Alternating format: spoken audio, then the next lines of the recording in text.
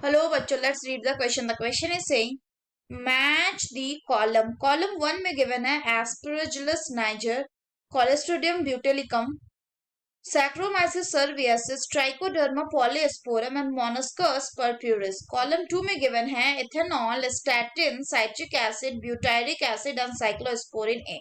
Option are given है पहला में A का 4, B का 5, C का 2, D का 1 and E का 3. दूसरा में ए का 5, बी का 4, सी का 1, डी का 2 एंड ई का 3. तीसरा में ए का 3, बी का 4, सी का 1, डी का 5 एंड ई का 2. चौथे में ए का 3, बी का 4, सी का 5, डी का 1 एंड ई का 2. तो आइए देखते हैं हम इसका की कंसेप्ट. तो अगर हम बात करें इसके की कंसेप्ट की, तो इसका की कंसेप्ट हो जाएगा fungus and products obtained from them. तो अगर हम दिए गए ऑप्शंस का एनालिसिस करें तो पहला में क्या है प्रोडक्ट, तो पहला प्रोडक्ट है इथेनॉल.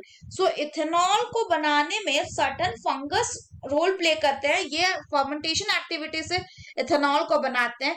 जैसे इसमें कौन आ जाएगा, सो इसमें आ जाएगा आपका सैक्रोमाइसिस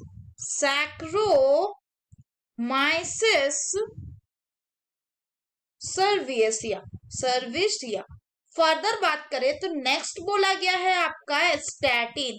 तो अगर हम स्टैटिन की बात करें तो ये किसके फर्मेंटेशन एक्टिविटी से प्रोड्यूस होता है, ये प्रोड्यूस होता है फर्मेंटेशन एक्टिविटी ऑफ मोनस्कस परप्यूरस के. और ये जो स्टैटिन है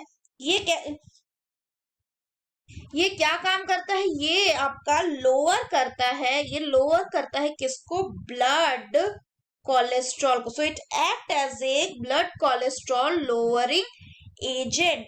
फर्दर अगर हम बात करें तो नेक्स्ट बोला गया है क्या, नेक्स्ट बोला गया है आपका साइट्रिक एसिड. तो अगर हम साइट्रिक एसिड की बात करें तो ये भी फर्मेंटेशन एक्टिविटी से प्रोड्यूस होता है, लेकिन किसके फर्मेंटेशन एक्टिविटी से, so it is produce from the fermentation activity of the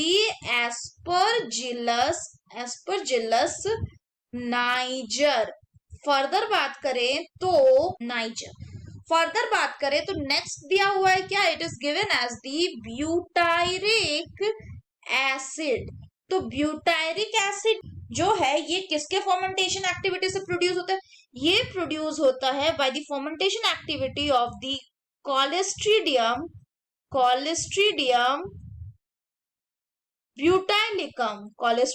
butylicum. Next बात करें तो नेक्स्ट आपका गिवन है क्या, next is given as the cyclosporin ए.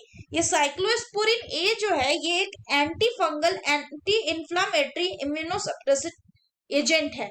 और ये किसके फर्मेंटेशन एक्टिविटी से प्रोड्यूस होता है, तो ये प्रोड्यूस होता है by the fermentation activity of the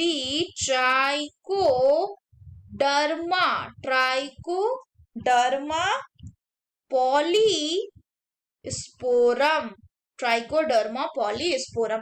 so अगर हम करेक्ट ऑप्शन की बात करें तो एस्परजिलस नाइजर से हमें क्या मिलता है, इससे हमें मिलता है साइट्रिक एसिड. सो ए का हो जाएगा 3. कोलेस्ट्रोडियम ब्यूटाइलिकम से हमें मिलता है क्या, ब्यूटाइरिक एसिड. तो बी का हो जाएगा क्या 4. सी में बोला गया सैक्रोमाइसिस सर्वियासिस, इससे हमें इथेनॉल मिलता है, तो सी का हो जाएगा 1.